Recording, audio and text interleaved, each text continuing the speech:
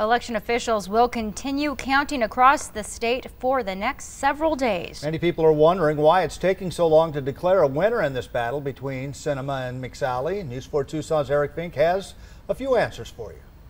72 hours after the polls closed, and we still cannot project a winner in the race to be Arizona's first ever female senator. We've got about 60,000 ballots left to count. And that's just in Pima County, where Elections Director Brad Nelson says there won't be a weekend for his team. We'll count another 20,000 tomorrow. That again will be more early ballots. And 20,000 on Monday. It's a Veterans Day holiday, but we're going to be here counting ballots. According to the Secretary of State's office in Maricopa County, 266,000 ballots are still left to count. The equipment that we have is very old, but it is very dependable. It's very secure. It gets audited all the time, but it just does take a long time to put that together. So this isn't unusual for Pima County. It isn't unusual for Arizona. It's just the nature of the beast as elections go forward at this time. The majority of votes still out are the early mail-in ballots. We have to put each and every single one of those through a signature verification process.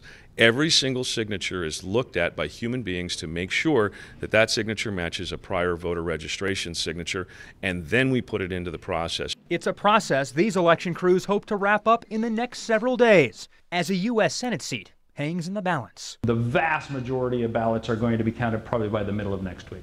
I'm very hopeful that we'll be done in just over a week, and if we beat that goal, then that's a good thing. Now, heading into the weekend, Kyrsten Sinema leads Martha McSally by slightly more than 20,000 votes, and that's outside the margin to trigger an automatic recount. According to Arizona law, automatic recounts are triggered only when fewer than 200 votes separate the candidates when all of the votes are counted. I'm Eric Fink, News 4 Tucson.